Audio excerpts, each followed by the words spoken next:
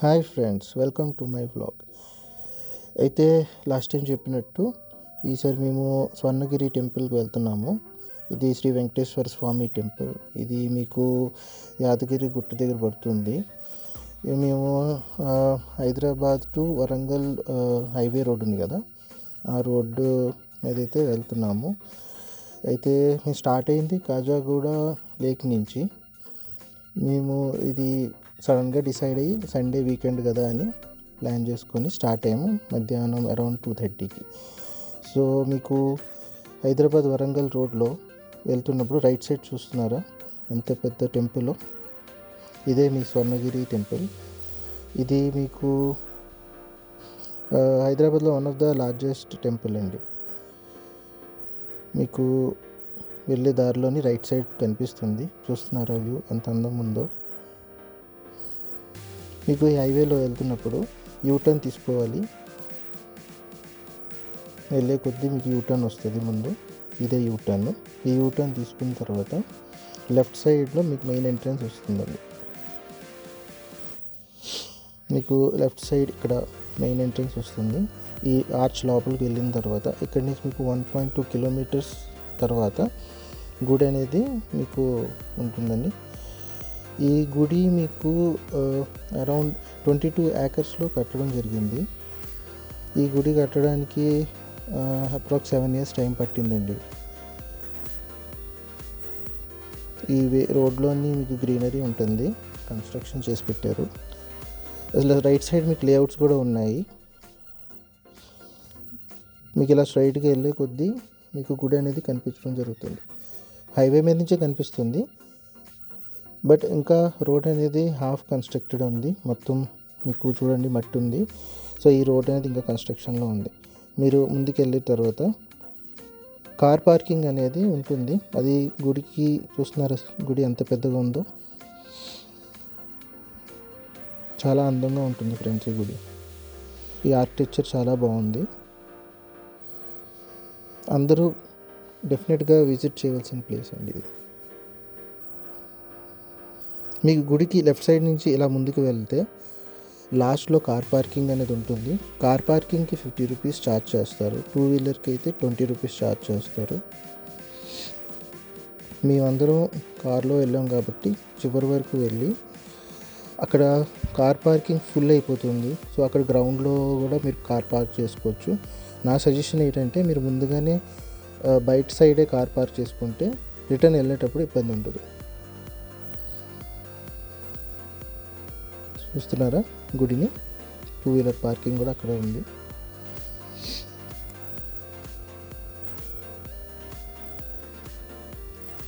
ఇది గ్రౌండ్ అండి. ఇక్కడ మీరు కార్ పార్క్ చేసుకోవచ్చు. ఈ ముందుగానే పెట్టుకుంటే బయట కార్ తీయడం ఈజీ అయి ఉంటుంది. ఇది కార్ పార్కింగ్ స్పేస్ అండి.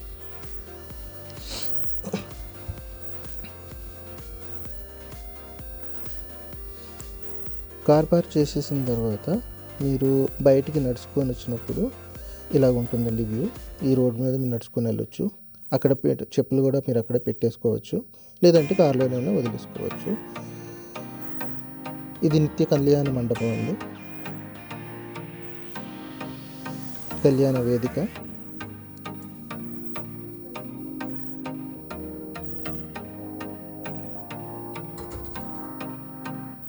మీకు నామాలు కనిపిస్తున్నాయా?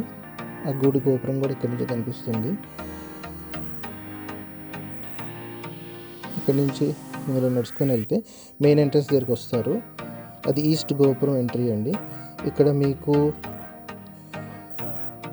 బ్రహ్మరథం అనేది ఉంటుందండి గుడి ఎదురుగానే. ఎంట్రన్స్ని మీకు వైకుంఠ ద్వారం అని అంటారు. ఎంట్రన్స్ ఇక్కడి నుంచి వ్యూ ఇలా ఉంటుంది.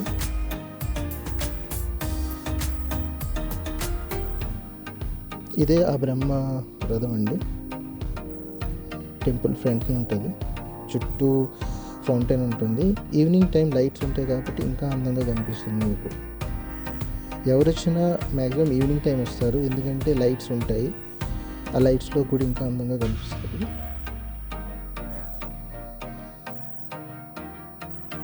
ఇది స్వామివారి పాదాలండి.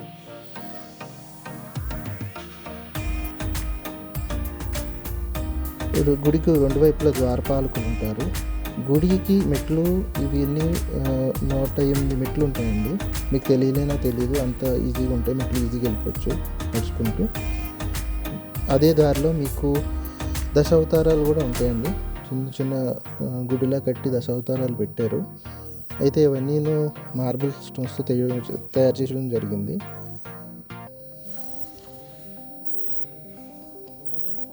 మీరు అలా ముందుకు నడుచుకుంటూ వెళ్ళగా ఈస్ట్ గోపురం కాసి వెళ్తారండి. అదే మెయిన్ ఎంట్రన్స్.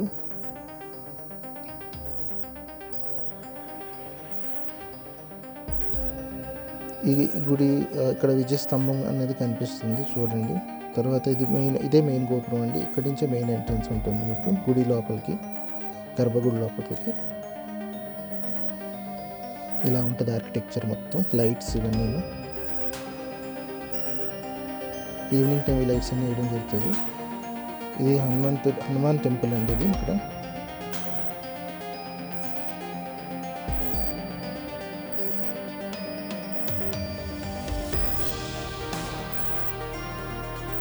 ఇదంతా జనాలు వచ్చేస్తుంటారు. ఈవినింగ్ అయిపోతే జనాలు పెరుగుతారు మీకు. సో అర్లీగా అరౌండ్ 2 o'clock మీరు బయలుదేరితే మీకు టైం సరిపోతుంది, మొత్తం అన్నీ కవర్ చేసుకోవచ్చు. అక్కడే మీకు స్టాల్స్ ఉంటాయి, రిఫ్రెష్మెంట్స్ కూడా అక్కడే ఉంటాయి. చూస్తున్నారు గర్భగుడి అలాగే ఉంటుంది. ఇది లైన్ అండి. ఈ లైన్లో మీరు వెళ్ళొచ్చు. 50 రూపీస్ టికెట్ ఉంటుందండి.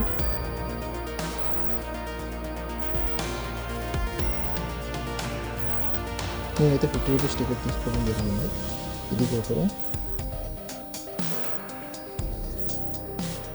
ఆర్కిటెక్చర్ చూడండి. ఈవినింగ్ టైం లైట్స్ వేసిన తర్వాత ఇలాగ ఉంటుందండి. లైట్స్ అంతా ఇలాగా వెలుగుతాయి, చాలా అందంగా ఉంటుంది.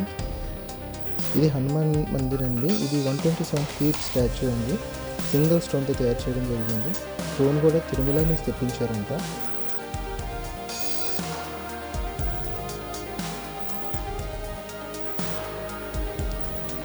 ఇది గంట ఉంటుంది, జై గంట.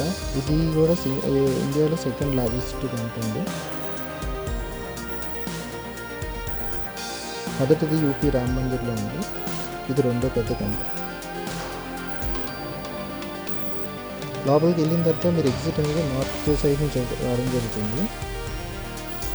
కోనేరు కోసం వెళ్ళిన తర్వాత మీకు కోనేరు ఇలా ఉంటుందండి. కోనేరు చుట్టూ మీకు 4 కొనలు, 4 మండపాలు ఉంటాయి. కోనేరు మధ్యలో మీకు జలనారాయణుడు ఉంటాడు.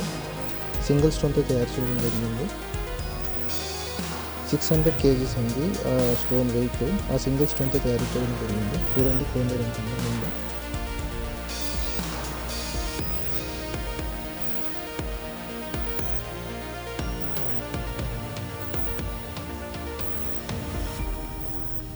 చాలా బాగుంటుందండి. లోపలికి వెళ్తే 2 floors ఉంటుంది.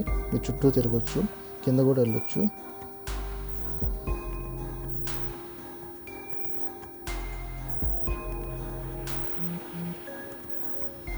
నామాలు చూడండి ఎంత అందంగా నామాలు.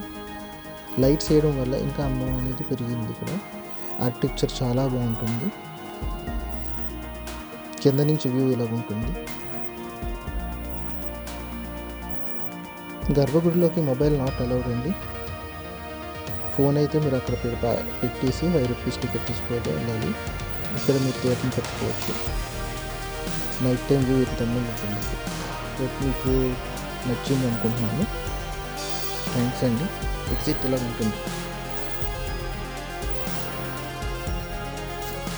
ఈ లైట్స్ చూస్తున్నారు కదా, ఈవినింగ్ టైం అంతా అందంగా ఉంటుంది.